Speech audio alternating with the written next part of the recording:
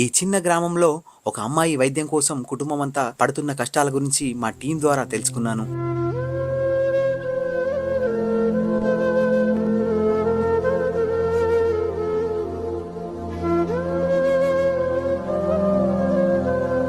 ఇక ఆలస్యం చేయకుండా వాళ్ళ ఇంటికి చేరుకున్నాను. వాళ్ళ సమస్య ఏంటో అడిగి తెలుసుకునే ప్రయత్నం చేశాను. గుండెలు అవిసిపోయేలా ఏడుస్తున్న ఈవిడకు 2 ఆడపిల్లలు.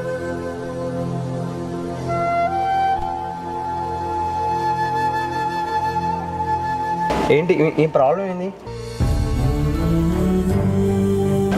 సో మేజర్గా అంటే ఇట్లా ఈమె నడిచే స్టైల్లో కూడా కొంచెం డిఫరెంట్గా ఉంది. అంటే ప్రాబ్లం దివ్య బంగారం ఒకసారి నడువా, నీకు ఒక మంచి చాక్లెట్ కనిపిస్తా. పెద్దమ్మాయి ఇంటర్మీడియట్ చదువుతుంది. చిన్నమ్మాయి చదువు అనిపించి ఇంటి వద్దనే ఉంచేశారని తెలిసింది. 12 ఏళ్ల ఈ పాప మూర్ఛవాదితో బాధపడుతుంది. ఎప్పుడు ఎక్కడ ఎలా పడిపోతుందో తనకే తెలియదు.